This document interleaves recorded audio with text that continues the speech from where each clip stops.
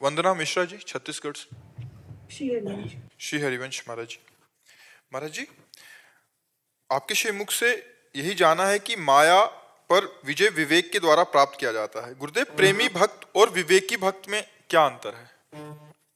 प्रेमी न माया से तरना चाहता है, न किसी दुख से बचना चाहता है। वो केवल भगवान से प्यार करना चाहता है। उसमें कामना रहितम, किसी भी तरह की कोई कामना नहीं होती। लेकिन विवेकी पुरुष विवेक के द्वारा असत का त्याग करके सत्य में स्थित होकर मोक्ष प्राप्त करना चाहता है। प्रेमी और विवेकी में अंतर है। विवेकी को अपना बल है और प्रेमी को भगवान का बल है। प्रेमी सिर्फ भगवान से प्यार करना चाहता है। उसका बार बार भगवान के चरणों में यही विनय भरा पुकार रहती है कि धर्म न अर्थ न काम रुचि गति न चाहो निर्वाण, जन्म जन्म रति राम पद यह वरदान नान। प्रभु, मुझे न अर्थ चाहिए, न धर्म चाहिए, न काम चाहिए, न मोक्ष चाहिए। मेरा बार बार जन्म हो पर आपके चरणों में अनुराग हो। वो मोक्ष नहीं चाहता, वो दुख निवृत्ति नहीं चाहता। भगवान से प्रार्थना नहीं करता मेरे दुख को निवारण कर दो, मुझे संपत्ति दे दो, मुझे मान प्रतिष्ठा दे दो, मुझे सांसारिक सुख दे दो या पारलौकिक सुख दे दो। वो केवल भगवान से ही चाहता है। जन्म जन्म रति राम पद यह वरदान नाम। हे भगवान, आपके चरणों में बार बार हमारी यही प्रार्थना है कि मैं अपने कर्मवश कहीं भी जन्मूं, लेकिन हर जन्म में आपसे प्रेम करूं, आपका नाम जप करूं, आपकी भक्ति करूं। ये प्रेमी जनों की मांग। विवेकी होता है असत का और सत का ज्ञान रखने वाला। तो जितना भी शरीर और संसार असत है, इसका वो त्याग करके वो मोक्ष चाहता है, वो मुक्त होना चाहता है। लेकिन प्रेमी मुक्त होना नहीं चाहता। वो बार बार जन्म हो, लेकिन भगवान, मैं आपका नाम जप करूं, आपका नाम कीर्तन करूं, आपकी लीला कथा सुनूं, आपके प्रेम में रोऊं, आपके प्रेम में तड़पूं। ये भक्त प्रेमी चाहता है। महाराज जी, भक्ति ज्ञान का हेतु है या ज्ञान भक्ति का हेतु है? आप दोनों एक दूसरे के पूरक हैं। साधारण ज्ञान से हम भक्ति की तरफ चलते हैं।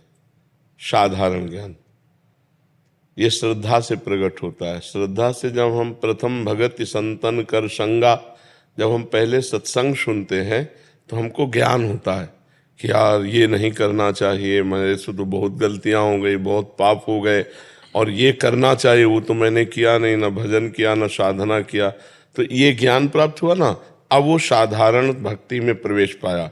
जो साधारण भक्ति से फिर प्रेम लक्षणा भक्ति की तरफ, असाधारण भक्ति की तरफ बढ़ता है, तब उसे विशुद्ध ज्ञान हो जाता है। दोनों एक दूसरे के पूरक हैं। जैसे वृक्ष के बिना बीज नहीं, बीज के बिना वृक्ष नहीं। समझ रहे ना?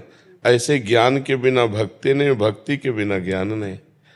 तो दोनों एक, पहले साधारण ज्ञान, असाधारण भक्ति, फिर असाधारण बोध। जानत तुम्हें तुम्हें हो जाए, वो ब्रह्म स्वरूप भगवत स्वरूप हो जाता है। जो भगवान को जानना चाहता है, पाना चाहता है, जहाँ भक्ति शुरू की तो सोई जाने जिह देहु जनाई, जानत तुम्हें तुम्हें हो, वो भगवत स्वरूप हो जाता है। तो न ज्ञान कम है न भक्ति कम है, दोनों आवश्यक हैं।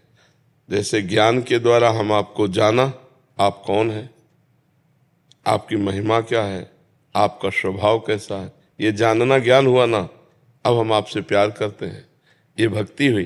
तो भगवान को जानना ज्ञान है, और फिर जान करके ही तो प्रेम होता है।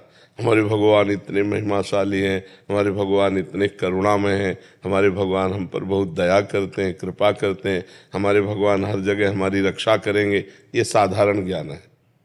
यहाँ से भक्ति प्रारंभ होती है। जब भगवान की आराधना होती तब ये ज्ञान हो जाता, सब में भगवान है, तो यहाँ भी भगवान है, सर्वत्र भगवान है, तो हमारे पास भी भगवान है, सबके भगवान है, तो मेरे भी भगवान है। और वो भगवत स्वरूप हो जाता है। फिर रक्षा करना, बचाव पक्ष या कोई मांग, इसकी जरूरत ही नहीं रहती, वो भगवत स्वरूप हो जाता है। वो मम दर्शन फल परम अनुपा, जीव पाव निज सहज स्वरूपा। भक्ति का फल है। जे भी भगवत साक्षात्कार हुआ तो जीव अपने आत्मस्वरूप को प्राप्त हो जाता है। शुद्ध ज्ञान है, वही ब्रह्म स्वरूप अनुभूति होने लगेगी। तो ज्ञान भक्ति परक है और भक्ति से ही ज्ञान वैराग्य का प्रादुर्भाव है। पर साधारण ज्ञान से भक्ति, भक्ति से असाधारण ज्ञान। डॉक्टर नरेंद्र देव जी, राधे राधे महाराज जी, आपके चरणों में कोटि कोटि प्रणाम।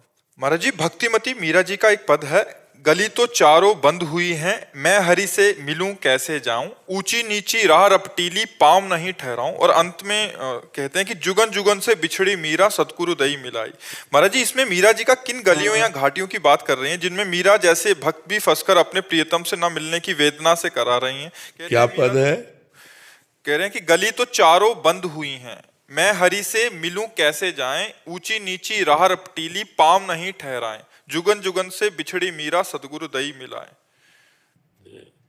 देखो, हमारे अंतःकरण में चार हैं, मन, बुद्धि, चित्त, अहंकार। चारों माया में लगे हुए हैं। अगर चारों में से एक भी भगवान में लग जाए तो एक गली तो खुल जाए। न मन भगवान में, न बुद्धि भगवान में, और न चित्त भगवान में, न अहम भगवान में, तो चारों तो बंद है। हे नाथ, जिस अंतःकरण के लिए आप कह रहे हो मैं ये मन आधत्स्व मैं बुद्धिम निवेश है, तो ना वो मन लग रहा है, न बुद्धि लग रही है, न चित्त लग रहा है, न अहम लग रहा है, चारों गली बंद है। आगे महाराज जी, ऊंची नीची राह रपटीली पाँव नहीं ठहराए। हाँ, यहाँ भगवत मार्ग में कभी मन भजन की तरफ चलता है, कभी भोगों की तरफ चलता है, कभी ऊंचाई भजन की तरफ, कभी निचाई भोगों की तरफ। मन ठहरता नहीं है। जो हमारे पैर हैं उसमें टिक नहीं पा रहे हैं। पर सदगुरुदेव की बलिहारी कि ऐसी बंद गलियों में और ऐसी ऊंचाई निचाई के रास्तों में भी उन्होंने जब हमारा हाथ पकड़ा तो घसीट लिया और हमको परम पद की प्राप्ति करवा दी। गुरुदेव के बिना ऐसी कहीं सामर्थ्य नहीं है। मीरा जी बता रहे कि मेरे लिए तो चारों गलियां बंद थी, धर्म अर्थ काम मोक्ष, मन बुद्धि चित्त अहंकार, और ऊंची नीची वृत्तियां कबहूं तो थोरो भजन कबहूं होत विशाल। लेकिन मेरी तो दशा बन गई गुरुदेव की कृपा से, नहीं तो इस माया प्रपंच से निकल पाना बहुत कठिन है। मतवाला मदमस्त हाथी जैसे जंजीरों से बांध करके नहीं रखा जा सकता, ऐसा तो मन है। ऐसे ही प्रवीण बुद्धि है, ऐसे ही प्रवीण चित्त है। चित्त संसार के चिंतन में, बुद्धि संसार के निश्चय में, मन संसार के संकल्प में, अहंकार कर्ता भोक्ता में। चारों गलियां बंद है। कभी उत्तम वृत्ति आती, कभी अधम वृत्ति आती, ऊंच नीच चलना। और भगवान की प्राप्ति से विमुख होने वाली ही वृत्तियां नीची हैं, भगवान की तरफ चलने वाली उत्तम है। लेकिन मन की दशा, हमारे हृदय की दशा, कभी तो भजन में लगता है, कभी भोगों में लगता है, कभी त्याग में लगता है, कभी राग में लगता है। ये तो सदगुरु ने बाह पकड़ ली तो बात बन गई।